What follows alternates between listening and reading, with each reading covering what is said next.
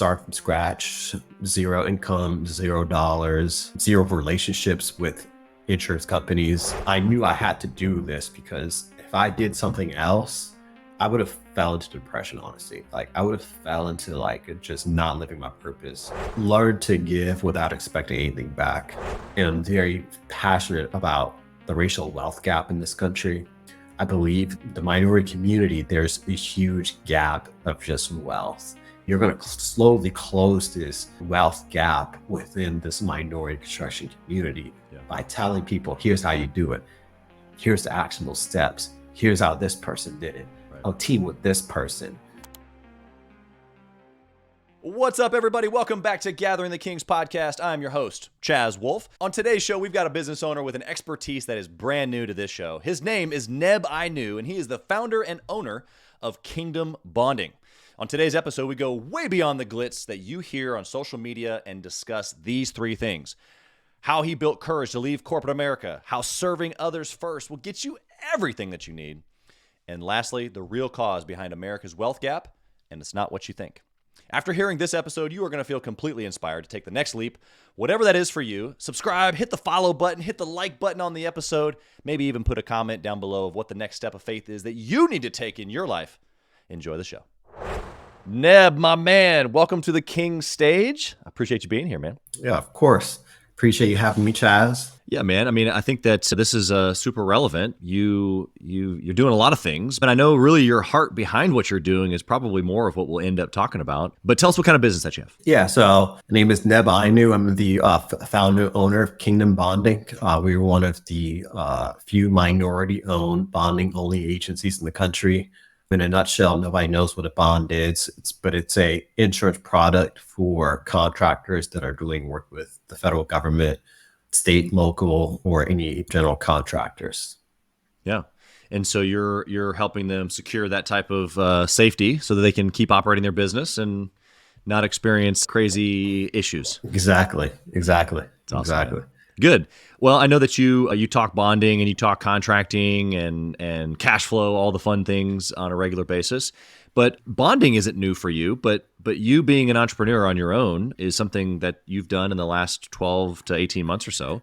And so I want to really hear the journey because it's like fresh. You're like in the heat of battle, being successful as you're doing it, but you can have an interesting perspective, probably something extremely relatable to the listener. So I would love to hear just a little bit of your backdrop. Like, how did you get into just this industry? What was your backdrop even before that? Yeah. So my story is a little crazy with a little salt. So I graduated college 2016. Was never a school type of person. I hated school. I hated going to class, to be honest with you. I was never a studious person.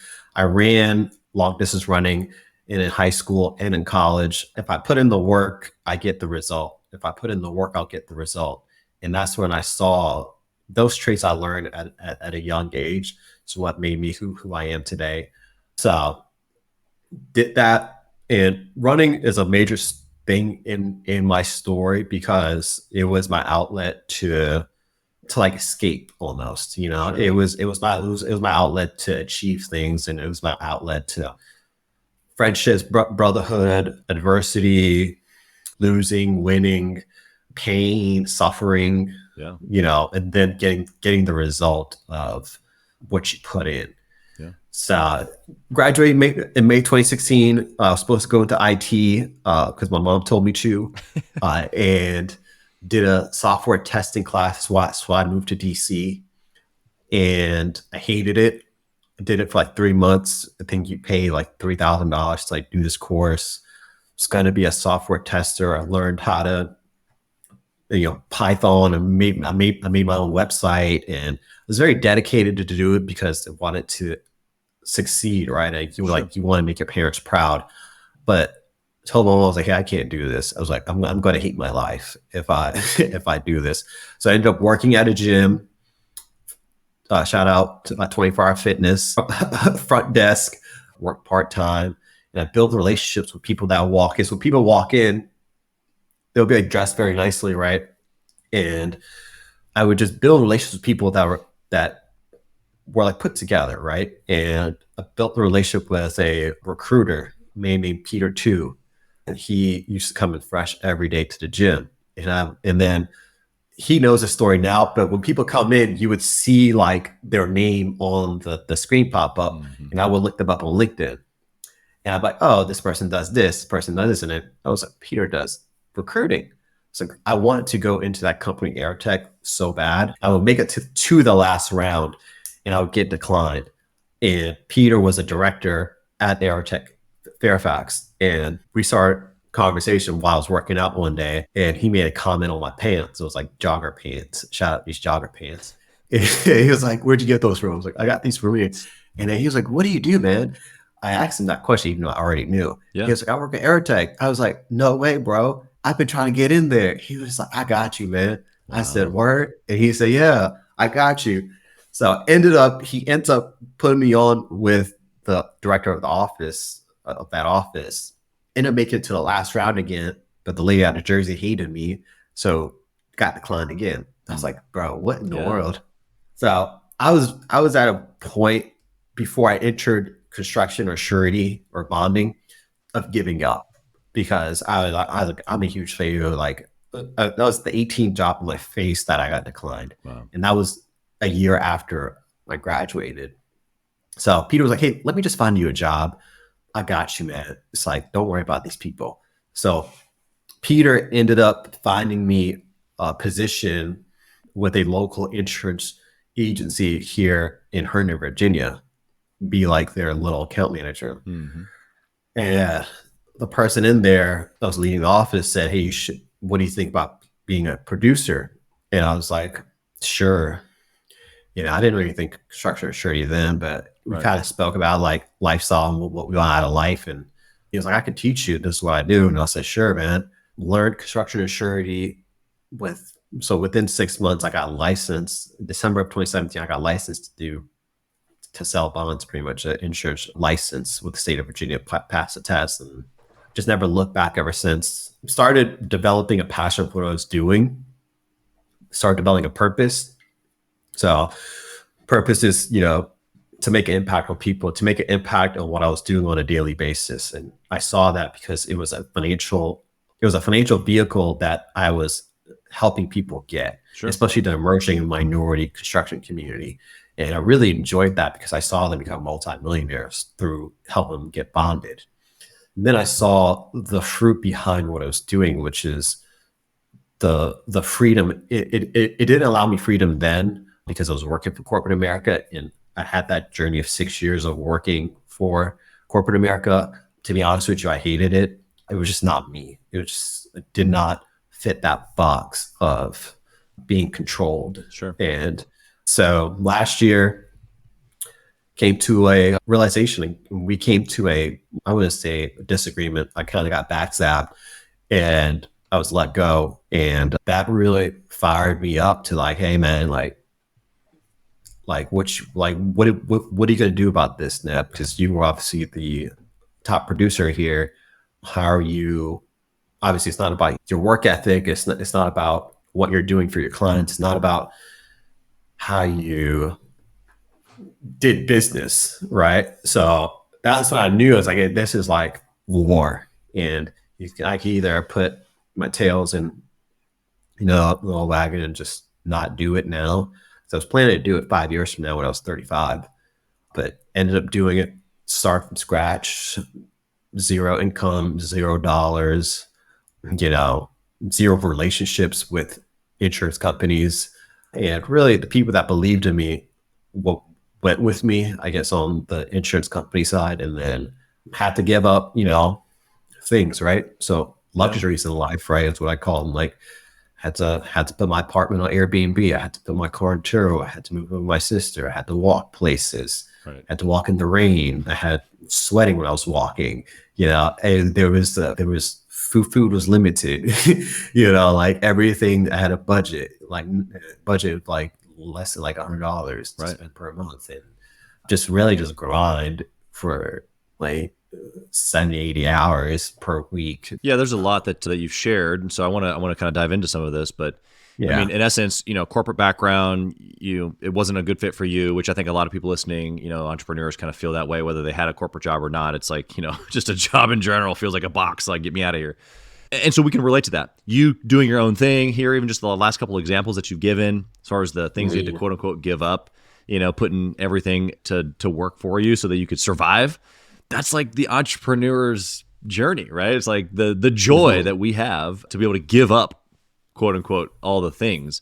But my guess is that you probably were happy to do so because you were finally doing your own thing. Or was it in the moment? Was it difficult? Was it a challenge to be able to give those things up? I want to bring in faith into this and what faith means, because I think faith makes all things possible. I'm a follower of Jesus, so it's like I do everything based off the word of God, and I do everything based off faith. And I knew, like, if I didn't do this, like, I wasn't obeying God, first of all, which is number one thing to me.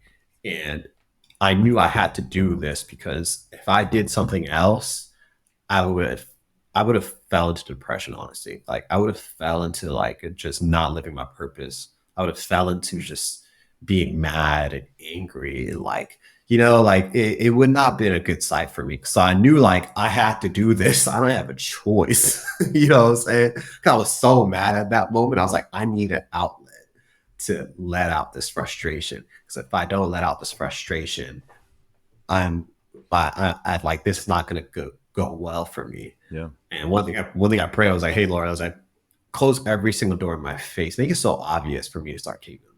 Yeah. And he made it very obvious. Yeah. It was so obvious. Like it was super obvious because everything was like nobody wanted to hire me. Everybody was giving me like jaded answer. They wanted to pay me like $80,000. I was like, you're not paying me $80,000. It was like I'm way too valuable for that. So I was more than happy to do that because I knew like I had to do this. Sure. Yeah. So it was just a mindset I just turned on. Yeah, I think it's interesting. I mean, in essence, you've referenced, you made a decision, right? Now, for you, that was based in what you felt like your calling was. But I think every entrepreneur, whether they would say they're faith related or not, that moment of here's what I'm doing and now I'm resolute about it is a principle of success. And that's like, hey, look, like I'm not going to be able to like tiptoe towards this thing. I've got to like really decide, does this make sense for me? And if it does, then I'm going to go all in, right? That's what I'm hearing you say is that you decided to go all in. Now, I have some questions for you because some of the mindset around the frustration and even like the anger that you were talking about, how does that play in? Because I could see frustration, chip on the shoulder, like that's total entrepreneur story. What I feel like that wrestles with is that piece that you were just talking about as far as, being faith oriented. And it's like, how did you work through that in the moment through your faith? Because not to say that faith driven person like you or me can't be angry. Like, I don't think there's anything wrong with anger. I think it's the result or the what comes after that might be the problem. But how in that moment were you managing is what I'm trying to say, that emotion of frustration, anger, disappointment, hitting the ceiling, but through maybe the lens of your faith or just through the lens of just your resoluteness of like, no, I'm going to freaking do this. That's a great question, Chaz. That is a wonderful question, brother. Wow. So, man, from a faith standpoint, what the word says is like, do not take vengeance. That's what Romans 12 says. It says, do not take vengeance on the people that do you wrong, because that's not your responsibility. My responsibility is to love people and serve people. And I'm supposed to love my enemies, right? Which is wild. So really, that was hard. But, the Lord is faithful and he will see the end of your story. And I was a true believer in that. And with me personally, yeah, I was mad. Yeah, I was frustrated, but that's not going to do me anything. Like, you know what I'm saying? Like, all right, Neb, that happened to you. And, like what I got really into reading to David Goggins. It was recommended to me by a man named Zach Schultz, which is a great friend of mine in the industry. He told me to read this book called Never Finished by David Goggins. And that book changed my whole mindset. And I read it May 12th on audiobook. I incorporated Kingdom May 13th. That's how much of a difference it made on me because it took me from a victim to a victor mindset.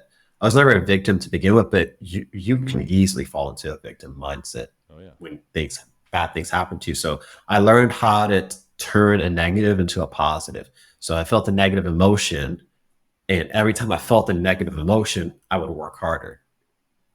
All right, you feel this, but there's a whole different story of like you can't suppress your emotions. That will just eat you up as a man. You have to feel it, and you have to feel it and then do something about it. So throughout that time, it was a very unhealthy season. I'll tell you that. Every time I felt bad, I would just work harder. Every time I felt something bad, I would just work harder. I would just put it into my work. I would just invest it into my work. And then it come to a point at the like probably November, December. I literally had to go through a whole forgiveness chapter of like Oh yeah. I can't do this because I'm eating away at myself and my health and my sanity. So that's when I made that decision to forgive and move on, and then got into really a lot of breath work, a lot of working out. Your diet matters, and what you put in, right? So Yeah. I that's how I chose to do it. I'm very happy I did it that way because it's these moments in a man's life, it can either make you or destroy you. And I was like bent on making this make me. Yeah. I wasn't gonna let me go that way. Yeah, like you can't have a victim mentality. Otherwise, the victim mentality is you allowing it to break you, as opposed to zooming out and saying, "Oh, this is just a step along the way." Although it kind of hurts right now, it kind of sucks. Like you said, you got to feel it, but you got to have the perspective there. It is interesting because every entrepreneur that listening today, myself, you included, we have this journey of these moments that frustrate us or drive us emotionally, whatever the emotion is. And it's maybe more frequently termed the chip on our shoulder, right? Like entrepreneurs have a chip on their shoulder, and I'm gonna go get it. I'm gonna go get mine. I'm gonna get them back. I'm gonna prove them wrong. Whatever that is that we've said to ourselves. And I remember doing the same thing. I remember being young and even that in itself, just being young in my 20s, developing multiple businesses, and people saying that I was young or that they, wait a second, you're doing what? And you're in your 20s. And it was a chip on my shoulder of like, I'm going to show you. I'm going to be the youngest franchisee with the most locations in the system. I'm going to have the most revenue. I'm going to and it was a chip on the shoulder of let me show you. Whether that's anger, whether that's prove it, whatever. But to your point, every entrepreneur eventually has to come to a cross where it can't just be about the chip on your shoulder anymore, which is selfish, really. If we're both being honest, that energy is selfish. It's you taking the thing that you feel and then driving it forward so you can be right, or you can go get yours, or whatever that phrase is. And so the intersection that we all have to ascend to eventually is, why am I really doing this? Right? Because where are they? I've proved them all wrong. I come from a single mom family. I've made millions. Where are they? I've proven them all wrong. What now? Right? And so we have to ascend to that greater purpose, or helping or serving others. Like it has to be able to be like that at some point. So my encouragement for the listener, if you're listening to Neb's story right now and you haven't experienced that transaction of like, oh dang, maybe I need to be doing this for something bigger than just the chip on my shoulder, that would probably be a good conversation to have. I loved how you opened it up with, I had to go through some forgiveness, right? Forgiveness, bitterness, the things that like cause that chip to sit there for a minute really is some of the root of what I was just talking about there, bitterness and the unforgiveness. You want to talk about that for just a smidge more before we move on? You can't hold things against people. It's really just draining you. So you're just draining yourself, and you have to come to a conclusion to let that not control you anymore. And I think every person goes through that. It's not easy to do. I'm telling you, like, the stuff is going to be hard, man. But it's once you do it, you're going to realize, wow, like it wasn't that big. Like people are people that hurt people, and people that are healed or that are in this growth mindset grow with each other. And then you're going to be very careful of how you move about with people now, because you're going to notice these red flags right away. And you're going to like, yeah,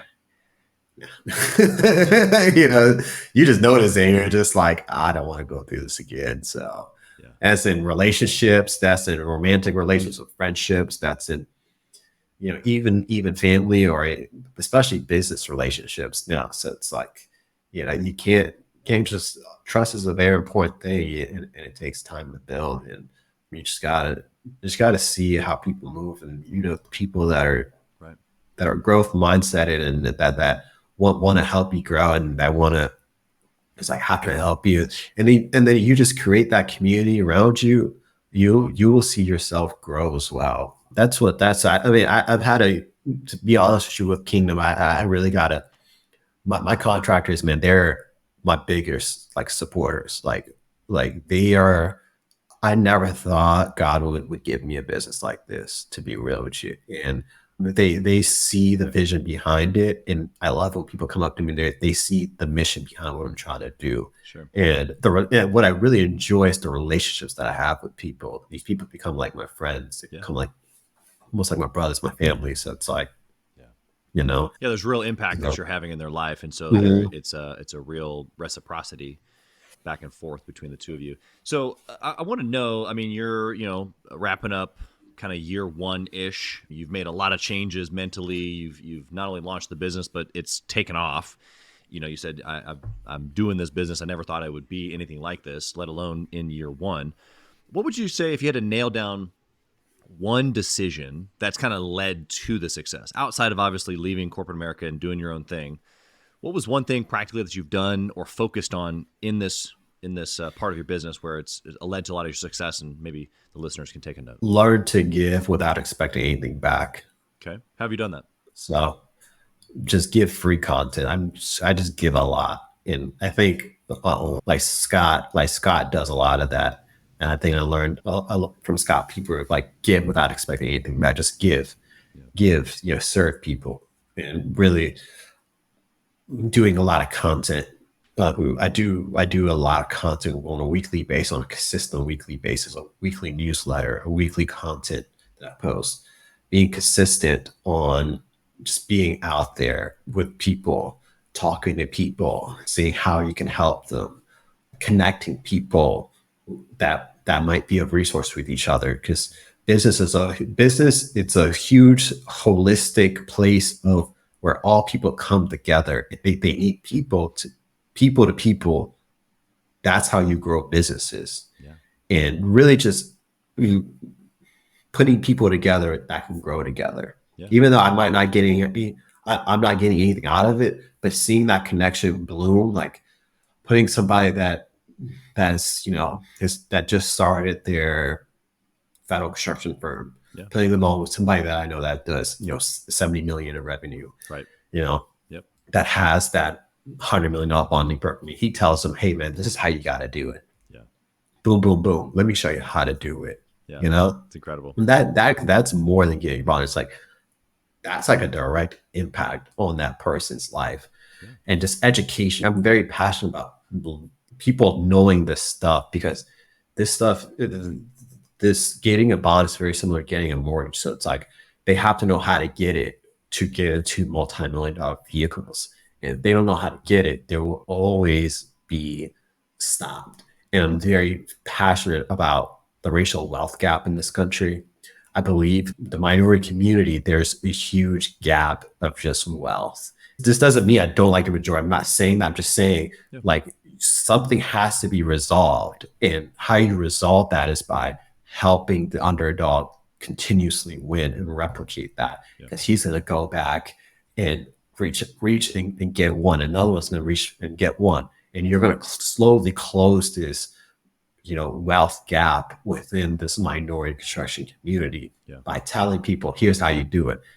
Here's the actionable steps. Here's how this person did it. Right. I'll team with this person. Yeah. So that's one thing I did consistently, is just give and connect.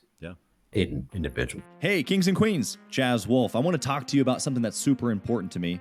We put a lot of time and effort, we meaning myself and my team, into this podcast, into the content that goes out every single day. And if you have been getting any sort of value or insight from this, we want it to be able to reach other business owners too. So we would love if you would like, comment, share, leave a review, post, share again, all of the things on social media, on all the different platforms, or even on the podcast mediums of Apple and Spotify. We would love to be able to get our content into more hands, more entrepreneurs, so they can grow their business as quick as possible. Together, we are building a community of like-minded entrepreneurs who are committed to growing their businesses to new heights. So let's do this. Let's help each other grow.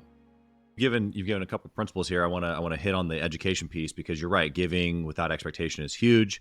I think that the value piece there is the listener, when they meet somebody or when they are trying to interact or trying to get a client, like whatever the connection, people to people, like you said, however I can bring value immediately. Not only saying how I can bring value, but then going and like doing the thing. I remember I had a conversation with a guy I just met for the first time. It was probably a month or so ago, maybe not quite. I got introduced through a good friend here in Kansas City, and he's a big name. And poised as all successful people are, typically they're very curious and they make it about you. And I was good. I shared about me, but I was not going to let it be all about me, because I needed information so that I could be valuable to him. And in that conversation, I learned a couple things, and I made sure I made a couple of good connections for him quickly, like that day, And there's already another meeting on the schedule with that guy, because I've made value. I have no idea what, like, if he'll be a client or if I'll be a client. I mean, I have no idea what that relationship looks like, but I know that there's synergy there and we need to do something together. And so I've been, adding value to your point there. The second piece that you just said there around the wealth gap, I want to explore this a little bit, because I come from a single mom family. And so even though I'm not ethnicity minority, I come from poor people, right? I come from broke mentality. I come from no one ever being wealthy. Do you think that it's as much ethnicity as it is knowledge? I'm liking these questions, Chaz. You're picking my brain. I like it. That's kind of like a great question. It's a great question. Let's dive back into this. So it's not a ethnic thing. It's a mindset. But if you look into the background, if you look into the actual stats of what's going on in this country, yes, there are people like you that come from a single mom household, but more of the other, like African Americans or they have more. Right. So from a percentage, but the thing is, it's but it's a mindset that I'm trying to switch on anybody that's going through it. Exactly. Right. That's good. And there's entrepreneurship is a mindset that you have to switch on. It's a lack.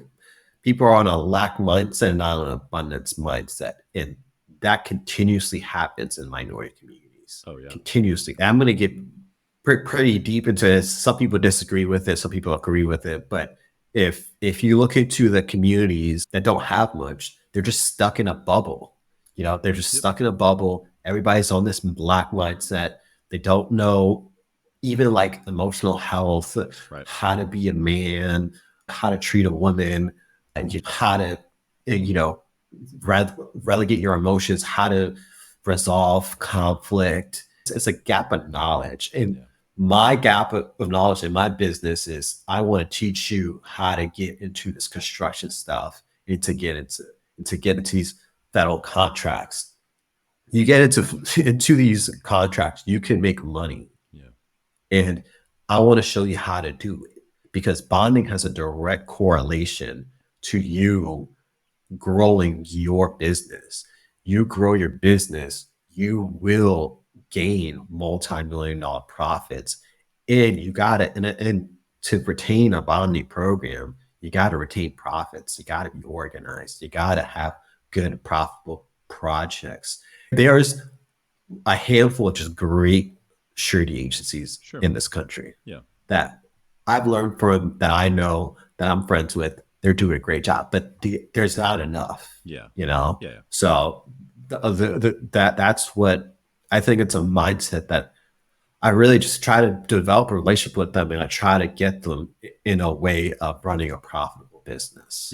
I want to make a distinction for the listener, because you've done a really good job here of talking about these two angles. One is, who are you helping? And that's a marketing play. Like, a lot of times as business owners, we like to help people that have come from the same journey as us. And so you've come through things in your life that make it make sense for you to be relatable to this specific avatar. Okay, this makes perfect sense.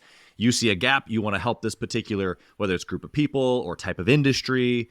Like that's marketing, right? Like I'm going to talk to this specific person, so when I say my message, it draws their attention. Cool. But the distinguishment there of mindset of how to be successful, or whether it's contracting, whether it's bonding, whether it's podcasting, whatever, it's a mindset of not only that I can, but that I will. And that's that mindset, that principle doesn't see color, it doesn't see background. There's a old and when I say old, probably 2 or 3 year old video that I saw on social media. I've talked about it several times because it really rubbed me the wrong way. It was meant for people like me. And so here's what the video. Maybe you'll relate to this. It was a gym class, and the gym coach, or maybe it was a basketball coach or whatever it was, but they're outside, they're on like a grass field, and everybody's lined up. You got every, kids, high school kids or college kids, and they're all, in their athletic outfits, and male, female, different ethnicities, everybody's lined up. And the coach said, before we start the race, we're going to do a couple things first. Okay, great. What's that? And he's like, if you had 2 parents in the home, take 2 steps forward. If you only had 1 parent in the home, take a step back, right? If you had this, take a step forward. If you had this, take a step back. And he went through like 7, 8, 9, 10 different distinguishments between different people, right? And so what you had before the race started was a couple people like literally right there on the finish line. All they had to do was step over, right? And then you had people all the way back, like way behind what was the starting line, right? And the point of the video, which was really sad actually, was that there's this despairing gap between someone like me who didn't have a bunch of advantages, or some might say I did have an advantage because my skin is white. But in the comparison of all these things, I listened to all the things he said. I would have been behind the finish line or behind the starting line, right? And other people who had other advantages. My children, your children, are going to have other advantages that you didn't have, that I didn't have. They're going to start sooner in the race. The cool part is that just because the guy at the end steps over and wins, he's not running my race. Now, the unfortunate part about that video is that it played into this victim thing that you're talking about, which is, like he won, and now doesn't that suck because you didn't have all the advantages and you're so far back there? It's like, no. We're not running the same race. You're not running my race. I'm not running your race. It doesn't matter if I started ahead of you or behind you. It's my race.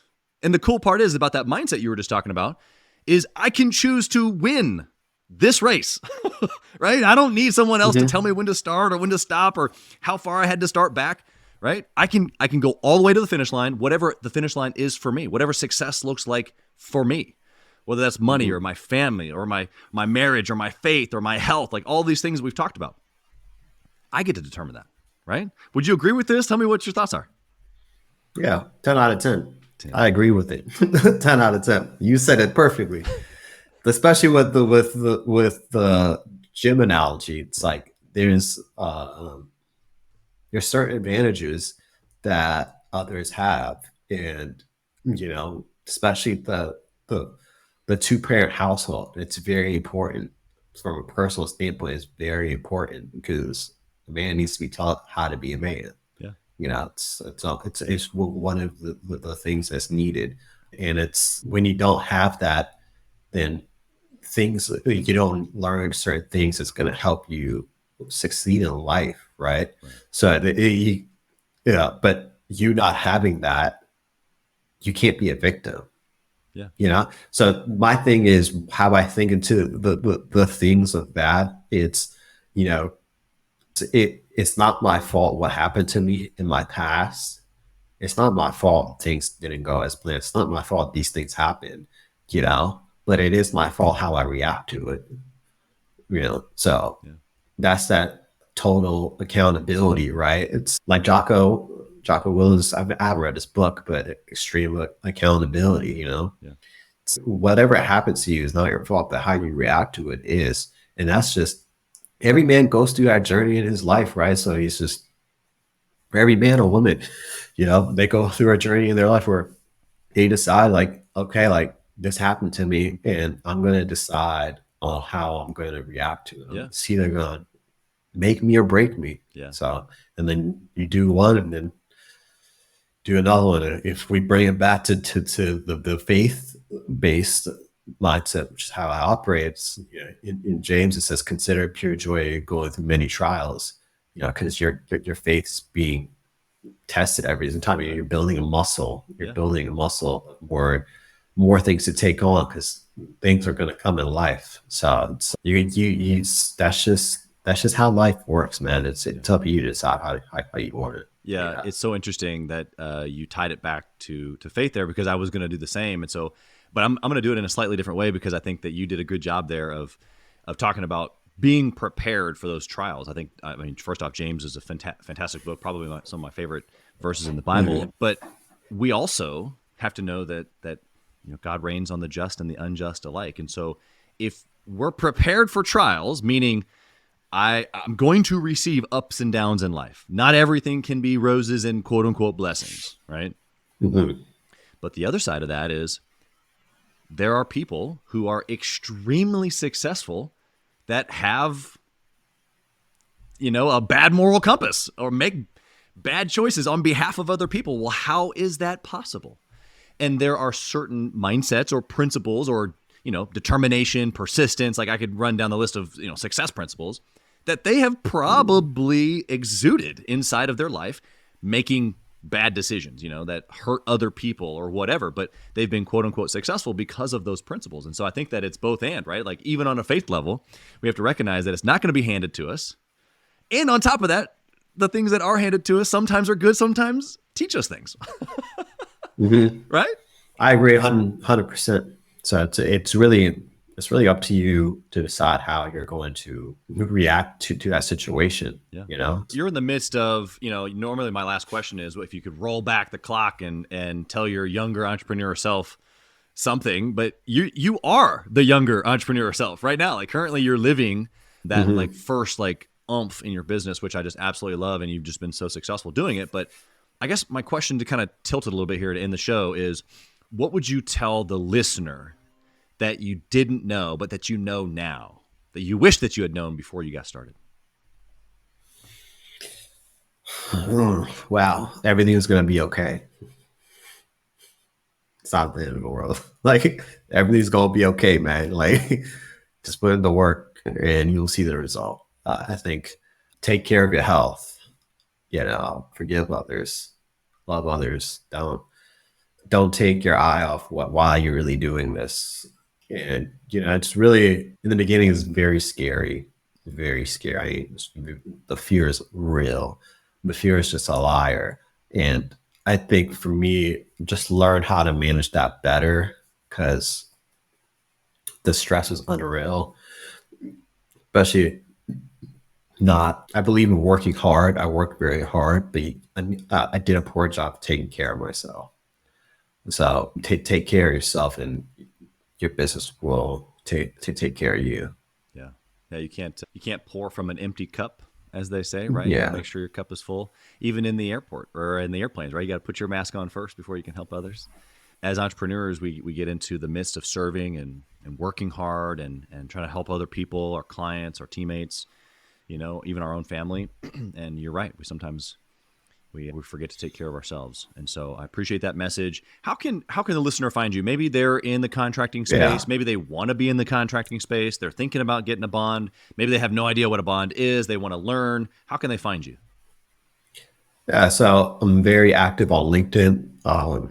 The Kingdom page is Kingdom Bonding, a company page. And I do a weekly newsletter on LinkedIn as well called Igniting Construction Kingdoms. So those are the three places you can find me, or kingdombonding.com or neb@kingdombonding.com.